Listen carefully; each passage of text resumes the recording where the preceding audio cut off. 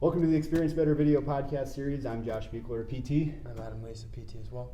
So we got ourselves a winter wonderland here, day before Thanksgiving, and so we're gonna spend 45 minutes here with Adam shoveling snow. So he's gonna show us how to shovel, what the endurance it takes, make sure he has good form after 45 minutes of shoveling. That's right. That was last night. Yeah. So I have a group of friends who like to make fun of me and call me Dr. Snow because several years ago I went on NTV and talked about snow shoveling tips, and so I guess we probably. So you're the expert. I don't know, but they haven't asked me back. That was a few years ago. So, but just be careful when you're out shoveling snow. Make sure you're bending at your knees, at your waist. Try to push it. Don't lift it as much as you can. This is some heavy snow, so it's really difficult. But take breaks if you get short of breath, anything like that. But just use good sense and be really cautious. So let's Another talk. thing might be, just take it in 2 shots too. Like if there's a break in the storm or whatever, instead of scooping 8 inches, scoop 4 inches twice. Absolutely. Heck of a lot easier.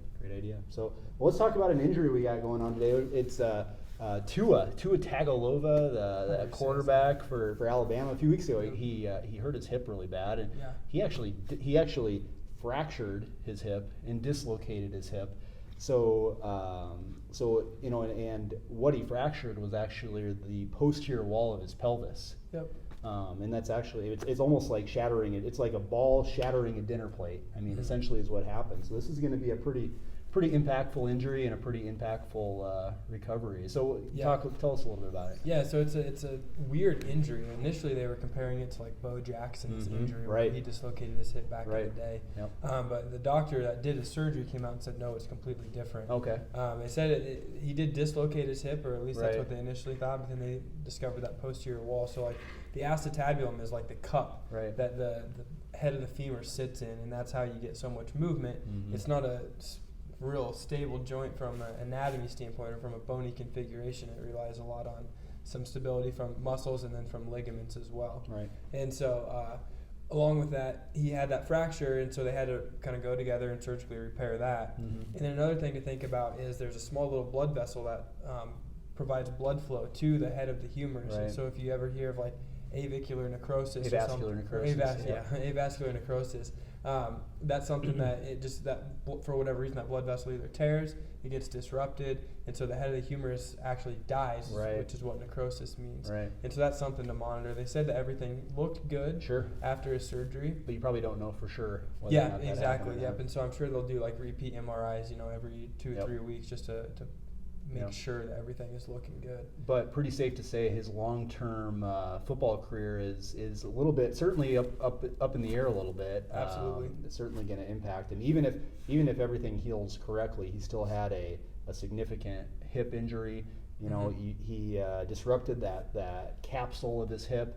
That all had to be repaired and will probably never quite be the same again. And you generate a lot of power from your hips and through your legs. And I wouldn't expect him to ever be quite the same. He's probably certainly can play again. But it'd just be a question of if he can come back to his. That's just it. Is he going to be a number 1 overall pick type talent now? Probably not. You never know. But very significant injury, and something that kind of rare, pretty rare injury in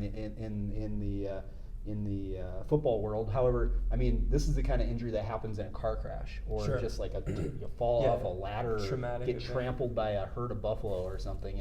So. I think it just goes to show you how big and fast and strong these guys are, and just what the impact can be in that kind of game. And if you saw the replay, it's kind of a weird deal. He got sacked, and there was 2 defensive linemen. I think it was Mississippi State they were playing, or Ole Miss, one of the 2. Anyway, they kind of just landed straight on him, and so I could see how that much force would do it. Pushing it straight back through there. So. Crazy. Yeah. Well, we got Iowa coming up Friday. You have any predictions? I don't know. I know, right? I have no idea what to think. Yeah. This football team comes out and just spanks Maryland and clicks on all 3 facets of the game, and then, I don't know, we'll probably come out and look mediocre and make Iowa's rushing defense that averages 100 yards a game run for 275 against us. It could be. It's going to come down to the trenches. And the weather. I don't know what the weather's going to be. Our big fellas can hold up. Calling for pretty poor conditions, so I think it'll be a fairly low-scoring game. I don't know. I'll be optimistic. Hope Nebraska makes a bowl game. I'll go 24-20. There you go. I like Nebraska. It. I like it. 24-21. I don't know who wins. So it's gonna be close. So Very good. Well, have a happy Thanksgiving, everybody, and stay safe and drive careful out there and call Adam for all your snow shoveling needs. So. That's right, yeah. Or Josh if you're up for it. Adam's the man. He's younger than I am. So. All right, we'll see you next time. Bye.